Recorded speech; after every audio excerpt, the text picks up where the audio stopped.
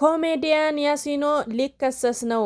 አሰላሙ አለይኩም ወራህመቱላሂ ወበረካቱ። ድና የተከበራችሁ የኤችቲቪ ቤተሰቦች እንደምን አላችሁ? እኔ ደህና ነኝ አልሐምዱሊላሂ ረቢል ዓለሚን።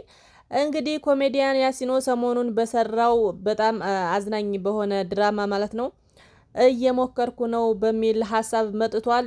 እንግዲህ የኢትዮጵያ ሕዝብ በአንድ ሀሳብ ተቀብሎታል። ሁሉም ስሜቱ ተነክቷል። የኢትዮጵያ ሕዝብ ስሜታችን ሁላችንም ተነክቷል ማለት ነው። ምንድነው እንደዚህ የሆነበት ምክንያት? እኛ የምንኖረውን እኛ ውስጥ እኛ አንጀታችን ሆዳችን ውስጥ ያለውን ነገር አውጥቶ ስለተናገረው ነው።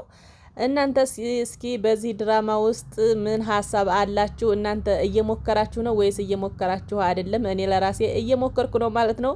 እየሞከራችሁ ከሆነ እስኪ ምን አይነት ሙከራ ነው እየሞከራችሁ ያላችሁት? ኑሯችሁን ለማሸነፍ ምን አይነት ሙከራ እየሞከራችሁ ነው ያላችሁት የሚለውን ይዤላችሁ መጥቻለሁ ማለት ነው። ውድና የተከበራችሁ የኤችቲቪ ቤተሰቦች ላይክ፣ ሼር፣ ሰብስክራይብ እያደረጋችሁ አብራችሁን ቆዩ። ከዚህ በኋላ ደግሞ ቀጥዬ ስለ ማስተር አብነት አቀርብላችኋለሁ። በሰላም ወደ ሀገሬ ተመልሻለሁ። እዚህ ጋር የምትመለከቱት ፎቶ ስለ ሕክምናዬ በሶሻል ሚዲያ የሚሰራጩ በኤአይ የተቀነባበሩ የሐሰት መረጃዎች ናቸው። እግዚአብሔር ይመስገን ከሕክምናው በኋላ የጤናዬ ሁኔታ እየተሻሻለ ያለ ሆነው በሐኪሞች ምክር መሰረትም በቀጣይነት እየተመላለስኩ ክትትል ለማድረግ ይሆናል። በቅርቡ እግዚአብሔር ቢፈቅድ ወደ ስራ ይመለሳለሁ።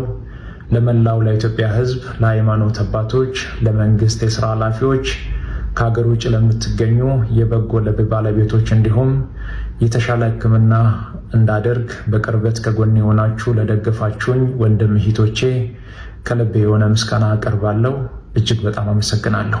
ማስተር አብነትን የተመለከተ አስደሳች ዜና እየሰማን ነው የምንገኘው። ማስተር አብነት እንግዲህ በውጭ ሀገር እየነበረው ወደ ሀገሩ ተመልሷል። ማስተር አብነት እንግዲህ በህመሙና በሕክምናው ወቅት በተለያየ አቅጣጫ አብረውት ለነበሩት ምስጋናውን አቅርቦ በቀጣይ ወደ ስራው እንደሚመለስም አስታውቋል። ማስተር አብነትን እንኳን ለዚያ በቃ እያላችሁ ደስታችሁን ግለጹለት። በስህተት የኢትዮጵያ ንግድ ባንክ አካውንቴ ላይ 3079 ብር ከ85 ሳንቲም ይገባል። እኔ በስህተት የገባ ብር አውጥቶ መጠቀም ወንጀል እንደሆነ ስለማቅ ስለሚያሳስር ደግሞም አውቶማቲካሊ ሪተርን እንደሚደረግ ወይም ሪቨርስ እንደሚያደርጉት ስለማቅ አልነካውም። አባትየው ይሄንን በፈለገበት ሰዓት አውቶ ሪተርን ስለሚያደርግ አውቶማቲካሊ ሪተርን ያደርጉታል ብዬ ዝም ብዬ ተውኩት፣ አላወጣሁትም። ከዚህ በፊትም እንደዚህ ወደ 700 ብር ነው ብዙ ጊዜ ገብቶልኝ ሪተርን ያደርጉታል። ምክንያቱም በስህተት ነው ያስገቡት። ልብ ብዬ አላየውም። አሁን ግን በዚህ ቀን ከትላንት ወዲያ በገባልኝ ብር ቁጭ ብዬ ልብ ብዬ አየው። ምን ያደርጋሉ? ዛሬ ሪተርን አደረጉ። ሪተርን ሲያደርጉ ምን እንደሆነ ልንገራችሁ። የገባልኝ 3079 ብር ከ85 ሳንቲም ነው። ደግሞ ሪተርን ያደረጉት ከአካውንት የተቀነሰው 3085 ብር ከ63 ሳንቲም። ኦኬ ከዛ በኋላ ምን ተነካ በሉኛ። 5 ብር ከ78 ሳንቲም ከኔ አካውንት ተቆርጧል። እኔ ብሩ 5 ብር ከ70 ሳንቲሙ ለኔ ምንም ነው፣ ግን ለተጠቀሙት አገልግሎት ነው አይደለ? ሌላውን ለአገልግሎት ስለተገለገሉ የአገልግሎት ክፍያ ነው የሚባለው። እኔ ምን ተገለገልኩና ነው እዚህ ጋር የሚቆረጥብኝ? አስቡት። በፐርሰንትም ሊሆን ይችላል። ብዙ ብር ገብቶብኝ ቢሆን ከዛን ሪተርን ሲያደርጉት ከኔ ይቆረጣል ማለት ነው ብር። ምን አጥፍቼ ነው? እኔ ላይ በስህተት ነው የገባው። አውቶማቲካሊ ሪተርን እንዲደረግ ተደረገ። ሪተርን ተደርጓል። እኔ ብሩንም አልለካሁትም። ምንድን ነው እስቲ 5 ብር ከምናምን ከኔ ሲቆረጥ 5 ብር ብራምኑ ትልቅ ሆኖ አይደለም። ለምን ምን አይነት አገልግሎት ተገለገልኩኝና ነው ለኔ ከኔ ላይ ብር የሚቆርጠው? በስተት ገባ ተሳስቶ እኔ አካውንት ላይ ያስገባው ሰውዬ እሱ ለአገልግሎት ክፍያ ይክፈል እንጂ እኔ ለምን ከፍላለሁ? ምን ማለት ነው እንዴ? በቃ እንዴት አርጋችሁ ፕሮፊተብል እንደምትሆኑ ነው የምታስቡት? የሰው ገንዘብ አስነክታችሁ ስታወጡም ፕሮፊተብል ለመሆን ነው። በቃ ትርፋችሁን ብቻ ነው የምታስቡት።